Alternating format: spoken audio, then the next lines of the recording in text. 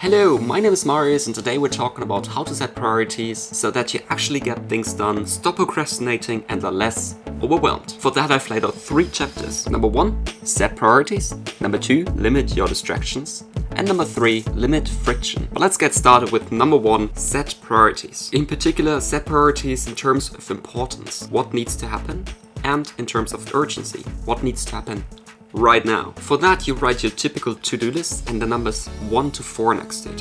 1 stands for, this is the most important, most urgent, needs to happen now kind of thing. Just a reminder, not everything is super important. I, for myself, often fall into the trap of always putting down a 1 and a 1 and a 1. But not everything is important right now in this particular moment. Things can wait until tomorrow. Number 2 now stands for, what is the most annoying task? And you write that down and you make number 2 next to the things that just really piss you off, to put it into proper English.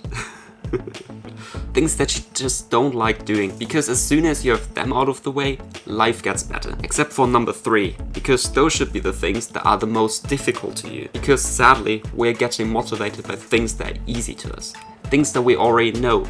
Things that we're used to. Things that are difficult are none of that. Which is why we should just get them out of the way as soon as possible, so that we then can take care of number 4.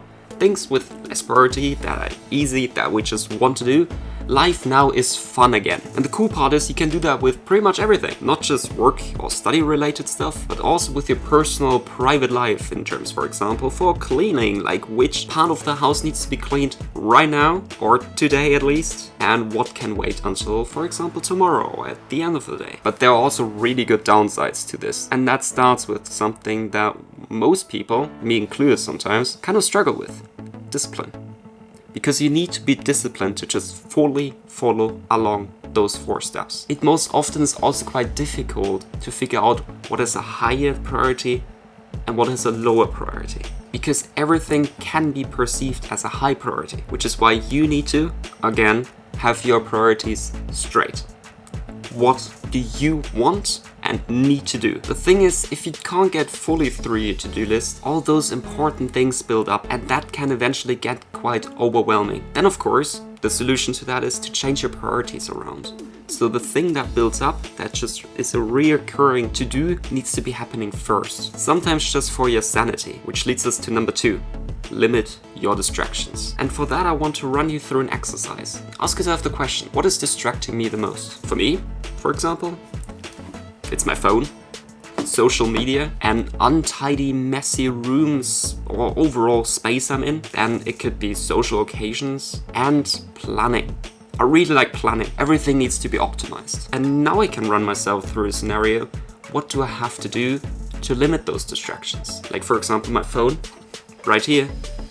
I can just get rid of it. Not in terms of throwing it out, but putting it as far away as possible that it's out of my reach. When it comes to social media, for example, I could limit my screen time for certain apps. And when it comes to planning, I can plan ahead, have my to-do list already laid out, and use templates to create an optimized to-do list. I actually created a planner for students that is super minimalistic so that you can focus more on studying and stop your planning rut. It's called the 5-minute study planner, and you can get it as part of the University Starter Kit, which link is in the video description. The idea behind it is that you should not take more than really good 5 minutes in a day to plan out and to evaluate your study day. And I just quickly want to run you through it. So after clicking on download in the deliverable, you'll be sent to a Google Drive where you can download your one very simplistic design of the 5-minute study planner right here, save it to files, and then import it to your favorite PDF reader. Like for example, GoodNotes, Notability, Adobe Acrobat, or any PDF reader there's. You have your 26 study weeks for 1 semester in there, which is hyperlinked with your exam dates, a retrospective revision timetable, additional notes, and so much more. Which leads me to point number 3, and that would be limit friction. I think I need to explain really quick what friction is, because it's a quite vague word. Friction is when action A is required to do action B. There are multiple examples that you might come across every single day when it comes, for example, to working out. You need to pack your sports bag, you need to put on your sport shoes, you need to warm up, and all of that before starting to work out in general. When it comes to studying, you need to lay out your books, open your notebooks, start your iPad, which needs to be charged the night before, and that before studying in general. When it comes to reading, you need to pick up a book, you need to open it to a certain page and keep it open the entire time, even though it's quite heavy and you get tired, and all of that before you start reading at all. Which is why you can now limit friction, or at least reduce it. For example, for working out, you pack your sports bag, a hat, you have your shoes ready, so that as soon as you get out of bed, it's there. For studying, you lay out your notebooks, your books on your desk already. That's the night before you want to study that certain topic, so that when you get out of bed, your desk is already prepared for you to just sit down. And when it comes to reading, have your book at a place where you are most often. For example, at your desk. Then it's in your reach, then it's easier to open. Or, if your book is too heavy, buy a Kindle, then you can carry all your books around with you. To summarize it one more time, set priorities, limit your distractions, and limit friction. And if you want to watch another video about how to take notes efficiently, watch this one up here, so that you're most prepared for university or college. I wish you now good luck and see you next time.